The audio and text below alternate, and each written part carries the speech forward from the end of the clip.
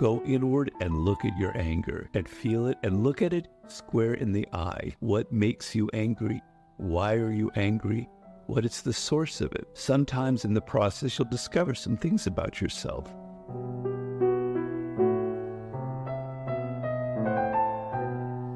So people want to know about ideas about channeling anger and channeling that kind of dark energy. It's something very personal to me because I've explained it before. I have kind of deep degrees of anger to me. I tended to be, when I was younger, a somewhat passive person, an observer of things. And then I would resent stuff, and anger would kind of stay inside of me. And I've learned since that I have to deal with it, that I can't just let anger sit there or repress it. And so when I was able to write the 48 Laws of Power, all of that anger, all of that feeling of resentment towards people who were mean to me, to all the egos and all the politicking and all the things that I hated in life, and all the people that I thought were mediocre but had risen to power based on all of their ability to brown nose and kind of politic their way to power. I was able to stick the knife into them in the 48 Laws of Power. I was able to have my revenge on it. I vented my anger indirectly. So when you read the book, you don't see Robert going, I hated this person. You never hear me, but through my stories and through the tone of it, you can detect an undercurrent of anger. And so what I tell people is the worst thing you can do is to try and repress it and tamp it down, right? Of course, you don't want to do the opposite either. You don't want to be venting and yelling at people and yelling at your spouse, your partner, your children. That's not good either. But what most people do is they repress it.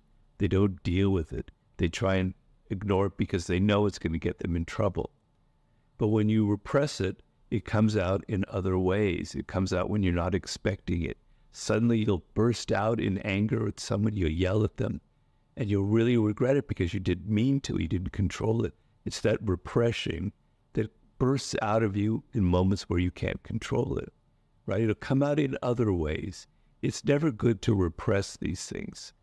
What do you do? What is the strategy? Well, I'll tell you what that is. First of all, go inward and look at your anger and see it and feel it and look at it square in the eye. What makes you angry? Why are you angry? What is the source of it? Sometimes in the process, you'll discover some things about yourself. You discover that you have some resentments you've never dealt with about your parents. A lot of anger is what we call unfinished business. Unfinished business from your childhood, things that you forgot you're not dealing with anymore. Issues with those authority figures, your parents, early on, maybe your teachers or an older sibling. And they sit in you and they create these patterns of anger that go on, that trail you throughout your life. So look at your anger, go inward and try and analyze it and see what makes me angry, what makes me the angriest, and why do I feel that way? And bring some intelligence to it instead of just the pure raw emotional aspect of it, some awareness to it. Once you have that, what you really need to do is you need to channel that anger into something productive. Now, there's several ways to do that. So let's say you're angry about the world, about politics, about global warming, about those selfish politicians that are governing us, things that are so massive that you just want to kill somebody. It makes you so angry. The best way to channel that kind of anger is to become an activist, to create some kind of movement, some kind of action committee or some kind of protest that will energize other people, and you'll channel your anger into actually getting things done as opposed to whining and complaining, saying, God, I hate these people, blah, blah, blah. Do something for God's sake and make it productive. Make it channeled and organized and disciplined. Anger tends to be all over the place. It's like a river that just floods everywhere. You want that neat, controlled little channel of water. And you can direct that anger by organizing it into some kind of focused purpose and direction and goal. The other way is through ambition and being competitive. I know ambition and being competitive has a dirty connotation nowadays, but it shouldn't. You want to make it's not like you want to hurt people in your rise in creating something great. It's not like you want to crush or upset people or humiliate them. Your ambition, your competitive nature is to making yourself incredibly great at what you do, so good that nobody can compete with you.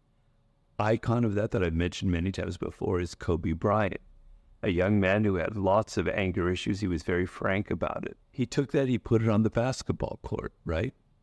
And we see the results. He was so competitive, nobody could beat him at anything. Michael Jordan was like that to a degree that was maybe even a little more unhealthy than Kobe Bryant, because he brought that into gambling and other things.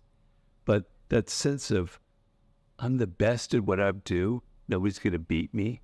In sports, that works great. It can also work great in business, as long as you're not humiliating people and using it as a form of upsetting and creating pain in this world. The other thing I tell people is, if you're an artist, a filmmaker, a writer, follow my path and put that anger in there. Because we live in a culture that is so politically correct, that is so goddamn woke, that all of us are holding our tongues. We don't dare say anything. We're so frightened, we're shivering all the time. If I say this, I'm going to be canceled. If I display this behavior, I'm going to be canceled. No, I better be careful. We resent it. We create levels of anger that just sit inside of us because we have to be so careful, right? If you take your work and you create a film or a book or whatever it is, and you put that anger in there in a way that's kind of direct, that expresses it, people are going to love it. They're going to be attracted to it. They're going to be drawn to it because they feel so repressed. Unfortunately, politicians tend to play on people's anger in a way that's demagogic. And that is a negative way because they're not creating something productive. They're using it as a way to kind of deceive people and to kind of channel their anger for their own purposes. And I'm not advocating that. I'm advocating channeling your anger to help people, to help express things. Forever lover.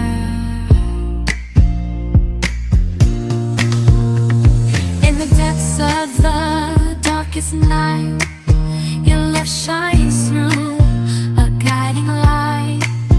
With every heartbeat I feel your grace.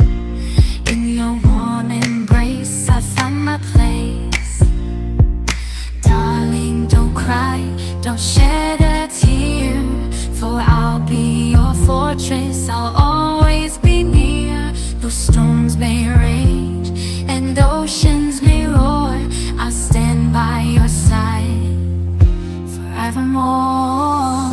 Through the trials and the tests we face, our love will endure, it cannot be erased. So dry your eyes, my love, and take my hand. Together we'll conquer. That they feel that they are repressing and that you put into your creative work, and that kind of give us all a sense of release. Somebody's finally talking about that. Somebody's finally expressing the anger that we're all feeling. There are other ways to make it productive, but those will give you some ideas. Do not repress your anger, but find a way to channel it into something productive.